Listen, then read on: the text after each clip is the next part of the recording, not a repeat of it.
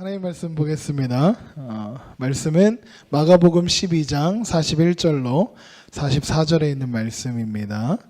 우리 한 목소리로 읽도록 하겠습니다. 여기 또 있고 성경 찾으시고 하면 되겠습니다.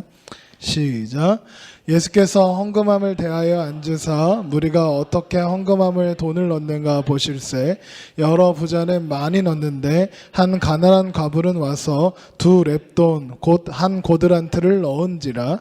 예수께서 제자들을 불러다가 이르시되 내가 진실로 너희에게 이르노니 이 가난한 과부는 헌금함에 넣는 모든 사람보다 많이 넣었도다. 그들은 다 그 풍족한 중에서 넣었거니와 이 과부는 그 가난한 중에서 자기의 모든 소유 곧 생활비 전부를 넣었느니라 하시니라. 아멘. 오늘 제목은 이겁니다. 읽어보세요. 억양을 살려서 시작. 그 다음에 현금 아니고 헌금. 현금이 뭐야? 네, 덧진, 개찐, 여자친구 짜증, 헌금. 왜 내는지 모르겠다. 예, 이거죠? 수련회에 참석하신 분들은 추억이 떠오르실 겁니다. 3조였나요? 예, 3조의 그 조구호였습니다. 조구호 중에 등장하는 멘트였었습니다. 그래서 이 멘트를 들으면서 헌금에 대해서 설교를 할 때가 됐구나 생각이 들었습니다. 그래서 오늘 말씀에 예물, 헌금에 드리는 것에 대해서 말씀을 준비해 보았습니다. 사실 오늘 청년부 말씀 같은 경우에는 참 힘들었습니다. 아시다시피 그 3일간의 수련회를 마쳤고 그 오프닝 예배, 여는 예배 설교와 그리고 첫째 날 집회를 했고 그리고 둘째 날 저녁 집회를 해야 했고 그리고 또 어제 결단 예배를 드려야 했기 때문에 3일 연장 예배를 드리면서 솔직히 고백하면 청년부 오늘 드릴 예배에 대한 말씀 준비가 좀 어려웠습니다. 시간이 없어서. 그러다가 첫날 우리 3조가 정민범이 조장이었습니다. 조가 저에게 좋은 아이디어와 또 마음을 주셔서 말씀을 나누게 되었습니다. 네, 감사해요. 네. 원래는 11조였어요. 그래서 여자친구 짜증하고 11조 왜 내는지 모르겠다. 이게 제목입니다. 네, 오늘은 헌금에 대해서 그러니까 헌금 전체에 대한 개념을 좀 나누도록 하고요. 다음 주는 11조에 대해서 나누도록 하겠습니다. 다음 주 제목은 뭘까요? 네, 여자친구 짜증 11조 왜 내는지 모르겠다. 이거 똑같이 갑니다. 헌금만 11조로 바꿔서 그렇습니다. 오늘 말씀해 보니까요. 재미있는 장면이 하나 나옵니다. 예수님께서 헌금함 앞에 이렇게 앉아 계십니다. 그러면서 누가 어떻게 헌금을 하는지를 보고 계시는 거예요. 자, 그런데 부자들이 와서는 헌금을 많이 내고 갑니다. 그리고 한 과부가 와서는 자기 전 재산을 넣고 가셨습니다. 저는 이 말씀을 보면서 예수님 뭘 보고 계셨던 걸까 생각하게 되었습니다. 뭐가 그렇게 궁금해서 남의 헌금하는 걸 이렇게 지켜보고 있어요. 생각해봐요. 헌금함에 제가 헌금함을 이렇게 놓고 그 앞에서 팔짱 끼고 이렇게 보고 있는 거야. 그럼 기분이 어떻겠어요? 그렇죠? 예수님 뭐가 그렇게 궁금하셨을까? 그런데 한 과부가 자기의 전 재산을 가져와서 헌금함에 넣는 것을 보시고 예수님은 금방 아셨습니다. 그게 그 여인의 전 재산이라는 걸요. 그렇죠? 생활비를 전부를 넣었다는 걸 알고 있습니다. 이 한 고드란토 2렙돈이라는 돈의 가치는요. 지금의 돈으로 하면 1,000원 정도 됩니다. 그러니까 하루에 지금의 가치로 배가 너무 고파서 하루에 한 번 컵라면 정도 사 먹을 수 있는 돈입니다. 그런데 이 가난한 여인에게는 그 1,000원이라는 돈이 얼마나 소중하고 귀한 돈인지 여러분은 이해할 수 있을 겁니다. 하루에 한 끼 먹을 수 있는 돈입니다. 오죽하면 그 렙돈이 이렇게 동전이에요. 그래서 다른 그 마가복음이나 다른 마태복음이나 다른 말씀에 보면 이 말씀을 표현하면서 동전 떨어지는 소리가 들렸다라는 표현이 등장하기도 합니다. 이게 얼마나 가벼우면 그렇겠습니까? 그래서 그 그 값어치가 그렇게 없는 그 돈인데 그 여인에게는 전 재산이었습니다. 자, 생각해 보세요. 그 여인이 두 랩돈을 헌금함에 넣고 그리고 돌아서면 이제 이 여인은 뭐 먹고 살죠?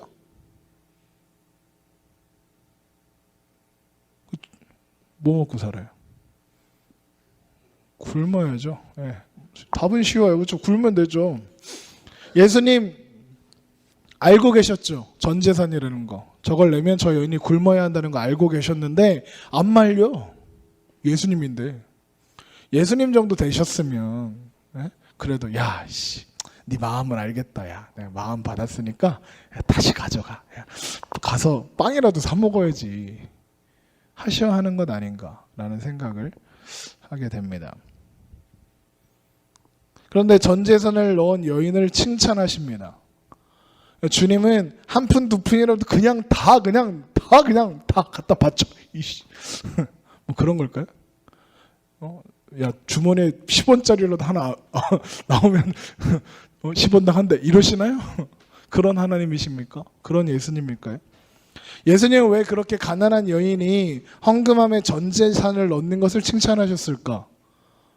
이 말씀을 보면서 어떤 분들은 그래서 우리도 전 재산을 헌신하여 하나님 앞에 드려야 합니다 하는 이단들도 있습니다. 가끔 목사님들도 그러시는 분들이 있는 것 같아요. 예수님이 자신의 전 재산을 다 바친 과부를 칭찬하셨으니까 우리도 전 재산을 바칩시다. 여러분 지갑을 뒤져보세요. 아까 헌금할 때 니네 어떻게 했니? 여러분 자신 있나요? 정말 우리도 전 재산을 다 하나님 앞에 바쳐야 하나요? 네, 이 말을 하고 있는 내가 떨고 있죠. 왜? 그러면 그렇게 하면 예수님 칭찬하실까요? 전 재산 다 바치면? 대답을 해요. 맞아요? 아니에요? 아니에요? 네? 확신해요? 네, 헌금이 하기 싫은가 봐요. 자, 그러면 네, 맞아요. 아닐 거 아니에요. 예수님이 원하시는 게 그거 아닐 거 아닙니까? 하나님이 돈이 없어갖고 우리 삥 뜯나요? 네? 그런 하나님 아닐 거 아닙니까? 그렇다면 무슨 뜻일까? 주님께서 왜 전부 다 바친 자를 칭찬하는 게 무슨 뜻일까? 생각해 보려고 합니다. 구약시대에 성전에서 제사를 지낼 때 뭘 가져오죠? 소나 양, 비둘기 이런 제물을 가지고 갑니다. 그 제물에 자신의 죄를 전가시켜서 각을 뜨고 피를 쏟은 다음에 불로 태워버림으로 자신의 죄가 사여진다 하였습니다. 그 제물들은 제가 여러 번 말씀드렸으나 기억하지는 못하겠지만 어쨌든 또 말씀드립니다. 그 제물들, 구약의 제물들은 이제 오실, 우리 가운데 찾아오신 예수 그리스도를 상징하는 상징물들이었습니다. 그들은 그 제물을 태움으로써 제사함을 받은 게 아니라 그 제물이 상징하고 있는 메시아 되신 예수 그리스도를 바라봄으로써, 기대함으로써, 믿음으로써 죄사함을 받은 겁니다. 그래서 구약의 제사는 예수 그리스도의 십자가를 상징하는 거고, 그 하나님 앞에 각이 떠지고 불로 태워지는 그 제물은 누굴 상징하는 거예요? 예수님입니다. 그래서 구약 시대의 제물은 예수님입니다. 그 제물이 이제 신약 시대를 살고 있는 우리들에게는 헌금이 되었습니다. 자, 그렇다면 구약 시대의 제물이 예수님을 상징한다면 지금 우리가 드리는 헌금은 뭘 상징할까요?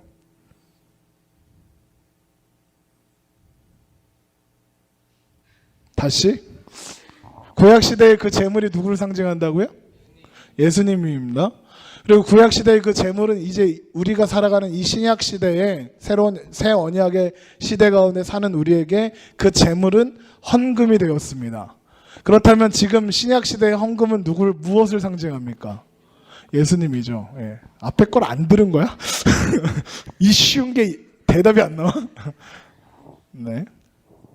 그렇죠. 마찬가지로 오신 우리 예수님을 상징하는 겁니다. 이 땅에 인간의 몸을 입고 오셔서 하나님의 말씀을 완벽히 이루어내신 예수님, 우리를 영원한 죽음에서 건져내신 참 제물 되신 예수 그리스도를 상징하는 것이 헌금인 겁니다.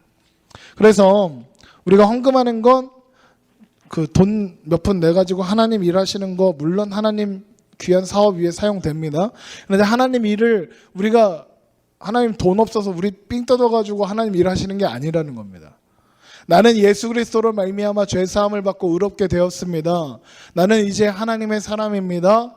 우리가 수련회 동안 나누었던 표현으로 하자면 나는 이제 하나님 앞에 살아가는 예배자입니다라는 고백으로서 헌금을 하는 겁니다. 그래서 헌금은 신앙 고백인 겁니다. 그렇게 헌금이 예수님을 말한다면 우리가 헌금한다는 것은 우리 안에 계시는 예수님을 하나님 앞에 드리는 겁니다. 맞나요? 알겠으니까 빨리빨리 좀 해라. 뭐 이런 뜻인가요? 네. 자, 여기부터 중요합니다. 잘 들으세요. 우리가 구원받을 때에 예수님의 십자가와 연합하여 죽는다 했습니다. 기억납니까? 네, 기억이 안 나는군요. 우리가 예수님을 믿고 구원받을 때에 예수님의 십자가에 연합하여 그 피 흘리심으로 말미암아 우리가 죽어야 할 그 자리 대신 예수님께서 죽으셔서 우리의 죄를 사해 주시는 겁니다. 그래서 우리는 예수님과 함께 십자가에 죽었습니다. 이게 성경에 나오는 표현입니다. 그리고 3일 만에 예수님께서 다시 부활하셨죠. 우리가 그 예수님의 부활과 연합하여 하나가 되어 다시 살아났습니다. 그래서 많이 설명했는데 다 처음 듣는 것처럼 이렇게 쳐다보고 있으니까 겁나 민망하고 좋네요. 예. 자, 그러면 헌금으로 바치는 그 예수 그리스도, 지금 앞에 얘기했던 거, 우리가 예물을 드리는 거 누굴 드리는 거예요? 예수님을 드리는 건데, 예수님을 드리는 그 안에 누가 있을까요? 우리가 있는 거죠. 왜요? 예수님의 십자가와 부활로 우리는 예수님과 하나가 되었으니까요. 그래서 내가 내 안에, 내가 네 안에 속하면 열매를 많이 맺는 나무가 된다 하시는 겁니다. 그게 구원의 의미잖아요. 예수님과 우리가 하나 되는 거예요. 그러니까 헌금은 결국 뭐예요? 나 자신을 하나님 앞에 드리는 겁니다. 나는 저주받아 죽어야 할 그런 사람이었습니다. 생명의 속전 되신 예수님께서 나의 속전이 되어주셔서 죽어야 할 나를 살리셨습니다. 그래서 이제 우리는 예수님의 것이 되었습니다. 이제 나는 더 이상 나라는 존재가 아니라 하나님 겁니다. 이제 나는 나에 대한 소유권을 주장할 수 없습니다. 나는 이제 예수님 겁니다. 라고 고백하는 그 고백이 헌금에 담겨 있는 겁니다. 그래서 우리가 어제까지 선포했잖아요. 우리의 정체는 무엇입니까? 이게 확실히 수련회가 끝나니까 확 죽었어요. 다시 한번, 우리의 정체는 무엇입니까? 예배자인 겁니다. 그러니까 예배자 된 우리에게 나는 예배자입니다. 나는 이제 하나님으로 인하여 살고 예수 그리스도의 안에 사는 예배자입니다라는 고백이 헌금 안에 들어있는 겁니다. 하나님의 은혜를, 예수 그리스도의 십자가의 의미를 올바르게 깨달은 자들은 그렇게 자신을 하나님 앞에 드리는 겁니다. 내 삶을 드립니다. 그겁니다. 그래서 헌금, 봉사 그런 거 다 나 자신을 하나님 앞에 드리는 겁니다. 그래서 예수님은 자신의 모든 것을 다 바친 그 여인을 보여주시면서 제자들에게 그리고 우리에게 말씀하시는 겁니다. 너는 너에게 주어진 모든 것이 하나님으로부터 왔다는 것을 아는 사람이구나. 그래서 바로 다음 끼니가 어떻게 될 줄 알면서도, 이걸 바침으로 말미암아 하루 종일 굶게 될 것을 알면서도 그것을 걱정하지 아니하고 너희가 가진 모든 것을 다 털어낼 수 있는 믿음의 여인이구나 라고 하시는 겁니다. 그 여인을 칭찬하시며 우리에게 이 세상에서 우리는 어떠한 자세로 살아가야 하는가 보여주시는 겁니다. 그래서 헌금은요, 금액이 중요한 게 아닌 겁니다. 예수 그리스도라는 참 재물에 의해서 내가 구원받았다는 그 믿음에 기초한 것인가, 그게 중요하다는 겁니다. 하나님, 이제는 하나님만이 나의 힘이요 나의 소망이라는 걸 알기 때문에, 그래서 세상 사람들이 목숨처럼 귀하게 여기는 이 돈을 하나님 앞에 이렇게 바칠 수 있습니다. 이게 헌금에 담겨있는 의미인 겁니다. 그 헌금의 이 정신을 올바로 깨닫고 실행에 옮긴 사람들의 이야기가 성경에 담겨 있습니다. 고린도후서 8장 1절을 찾아보겠습니다. 고린도후서 8장입니다. 우리 함께 말씀을 찾아보겠습니다. 고린도후서 1장 8장 1절에서 5절입니다.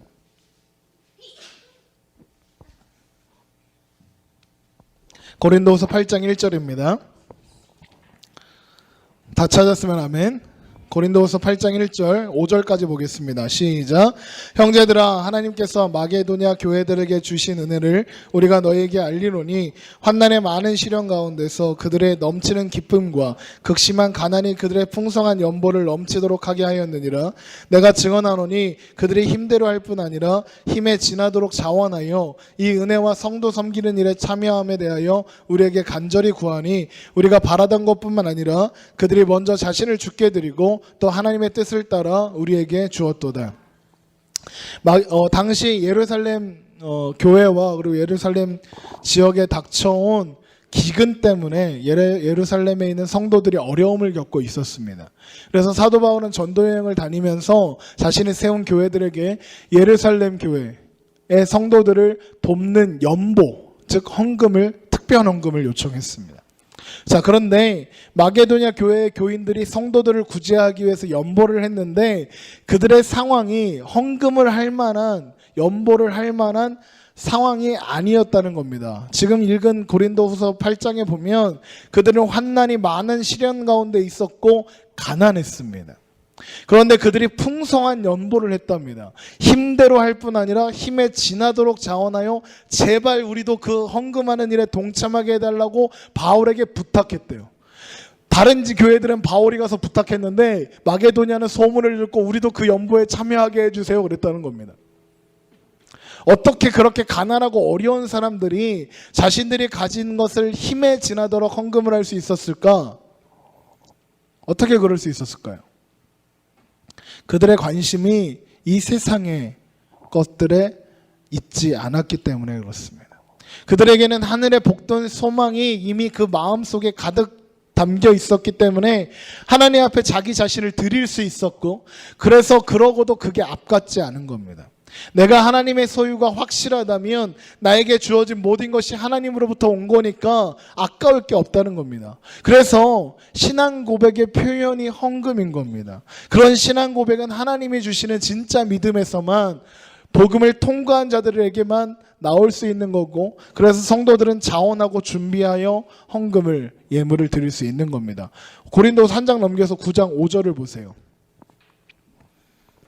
9장 5절입니다. 고린도후서 9장 5절.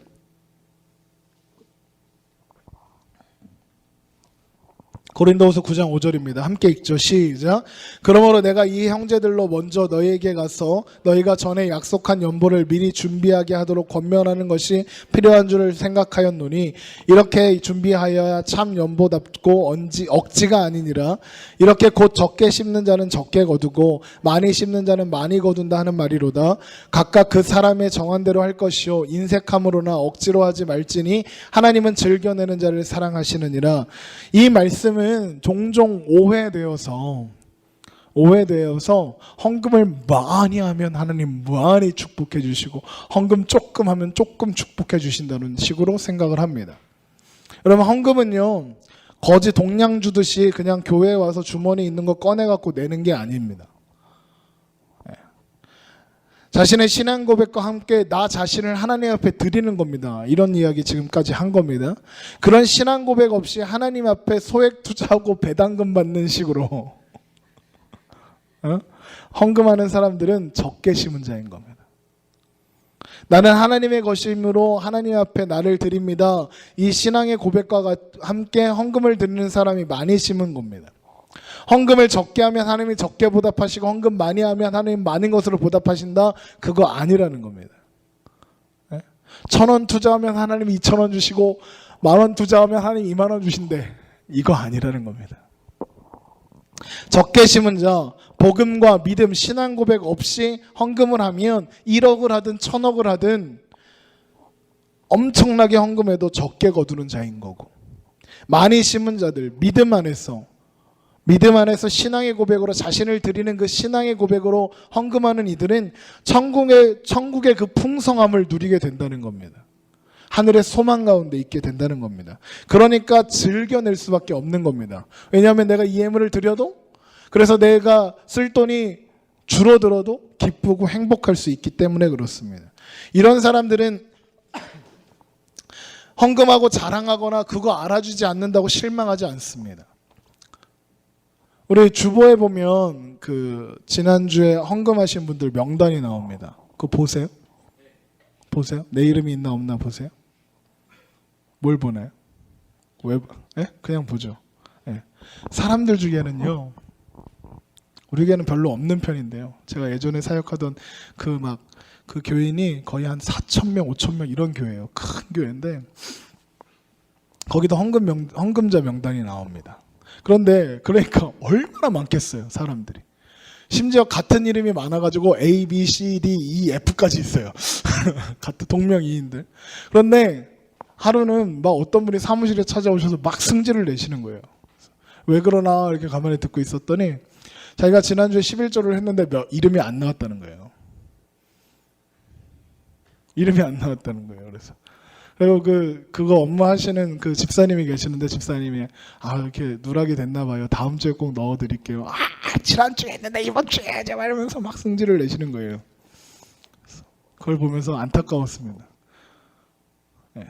그분은 거기에 이름이 실리기 위해서 11조를 드린 거죠. 아닙니까? 맞잖아요. 물론 서운할 수는 있어요. 이해해요, 그 심정도. 그런데 그게 목적이니까 그렇게 화내는 겁니다. 네, 그 다음부터는 절대 그 사람 이름을 빼먹지 않았어요. 네, 다 해놓고 분명히 잘해놓고도 그 사람 이름 빠진 거 아니야? 네, 하나님이 그것을 어떻게 보실까? 그거 알아주지 않는다고 실망하는 그 마음을 어떻게 보실까? 헌금을 할 때 이 돈이면 하나님께 꽤 도움이 되겠지? 그거 생각하면 그거 오해라는 겁니다. 하나님 우리 돈 필요해서 헌금하라고 하시는 거 아니라고요. 여러분 헌금은 재테크가 아니에요. 여러분 11조 하면 떠오르는 사람이 있어요. 누군지 알아요? 록펠러. 11조의 비밀을 난 록펠러. 11조의 비밀을 난 록펠러는 왜 그렇게 수많은 사람들을 힘들게 했을까요? 왜 그 자손들은 맨날 그 지을 일을 하고 다닐까요? 11조의 비밀을 하신 록펠러 회장님은 왜 그 산업을 독점하여서 수많은 사람들을 고통스럽게 했을까요? 여러분 록펠러는요 믿음의 사람이 아니에요.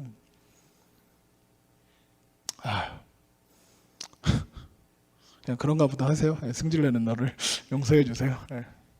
록펠러 오해하지 마세요. 11조만 했을 뿐이에요. 하나님이 놀랍도록 축복하시긴 한 것 같아요. 기름 부으심. 그 기름인지 모르겠지만 어쨌든 석유 왕이죠. 록펠러는. 하나님의 기름 부으셔서 파면 기름이 나왔어요.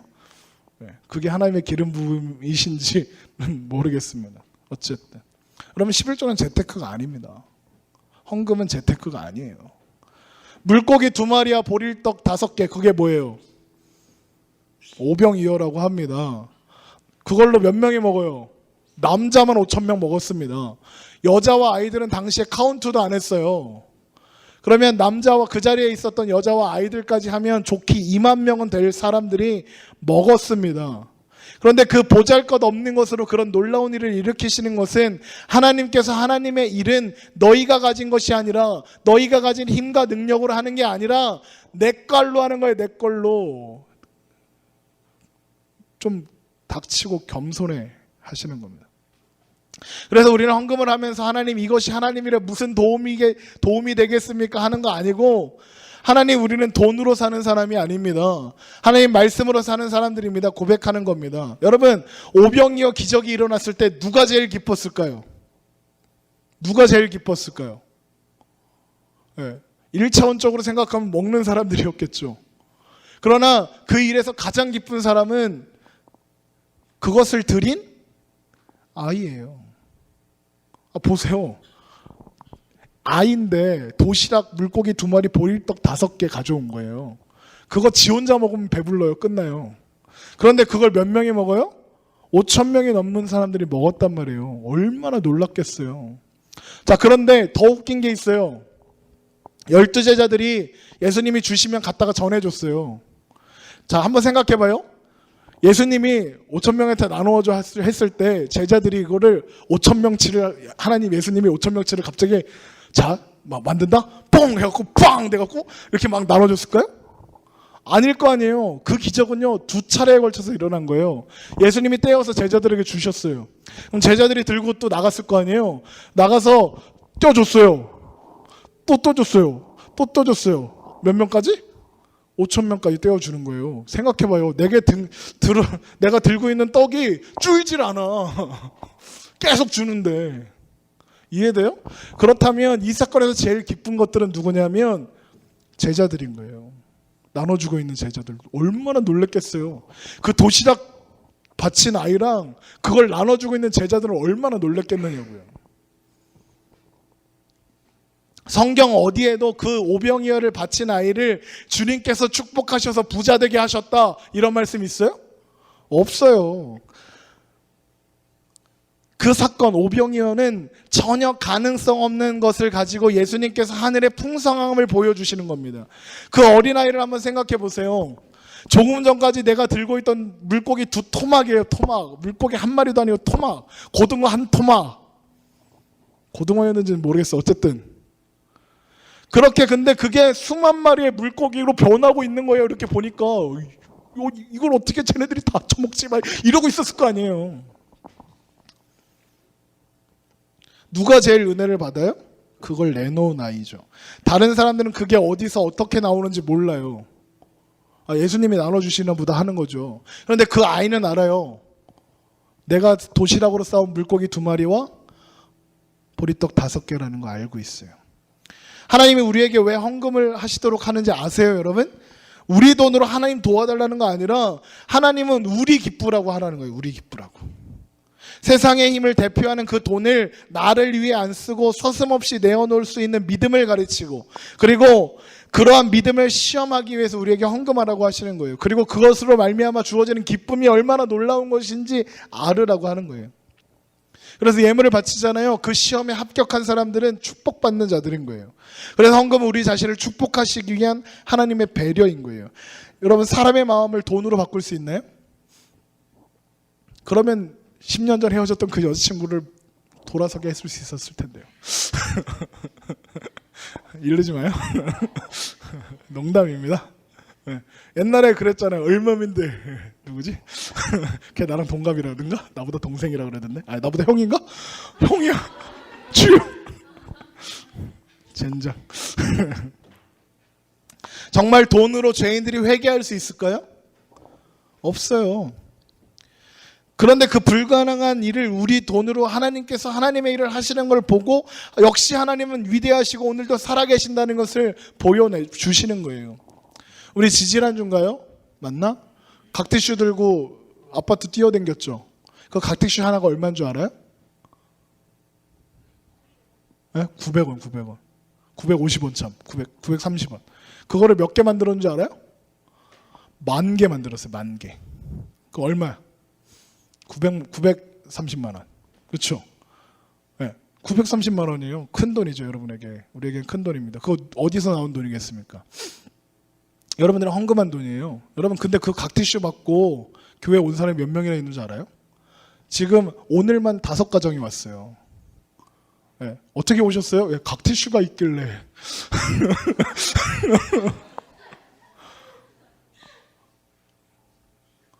네. 그리고 전화 와요. 전화 왔어요. 그 다음날 전화 왔어요.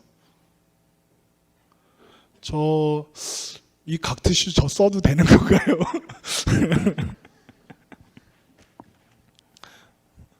왜 쓰세요? 아 그렇구나. 네. 감사해요. 네. 이런 전화가 와요. 여러분 그거 돌리면서 무슨 생각했어요? 내가 이 노가다를 왜 하고 있어야 되는 거야? 추워 죽겠네. 바람 쌩쌩 불고 이 생각했잖아요. 근데 그것을 통해서 잃어버렸던 신앙을 회복해볼까? 라는 마음을 가진 사람들이 있었다고요. 이번 주만 그랬겠어요? 지난주에도 새로운 얼굴들이 많이 있었어요. 여러분 이게 기적 아닙니까? 네. 그래서 따뜻해지면 한 번 더 하려고요.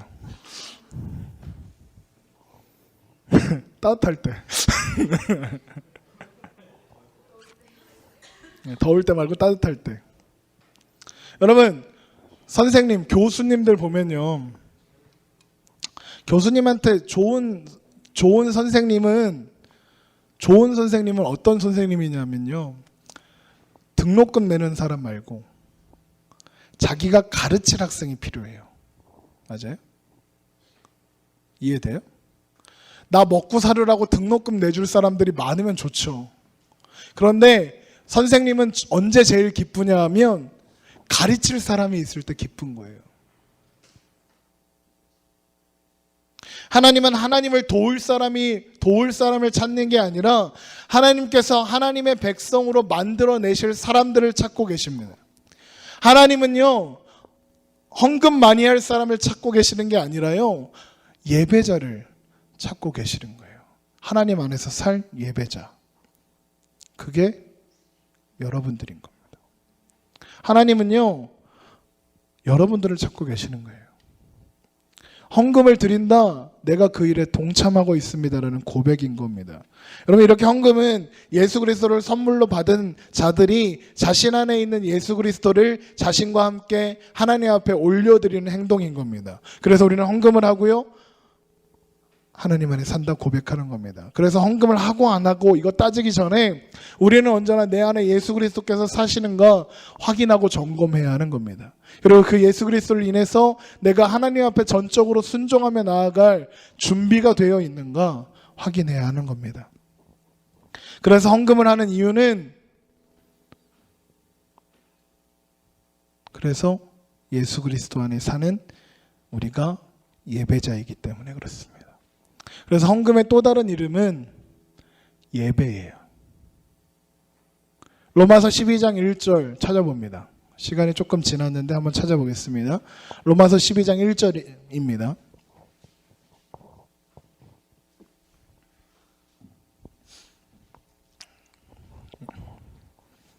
다 찾았으면 아멘. 우리 함께 읽죠. 시작. 그러므로 형제들아, 내가 하나님의 모든 자비하심으로 너희를 권하노니 너희 몸을 하나님이 기뻐하시는 거룩한 산 제물로 드리라. 이는 너희가 드릴 영적 예배니라. 아멘. 너희 몸을 거룩한 산 제물로 드리라입니다. 시간과 노력과 물질, 하나님 앞에 드리는 그 헌금, 그리고 우리가 삶으로 드리는 예배, 우리가 살아가는 그 자리에서 예배하고 살아가는 것, 그것이 헌금의 의미를 제대로 하는 자의 고백인 겁니다. 그게 헌금의 진짜 의미인 거예요. 그래서 우리는 예배합니다. 여러분의 정체는 무엇입니까? 여러분은 누구입니까? 이따구로 할 거니? 예배자입니다. 물어보기는 왜 자꾸 시켜? 그냥 같이 선포하겠습니다. 우리는 예배자입니다. 나는 예배자입니다. 나는 예배자입니다. 우리 함께 찬양합시다.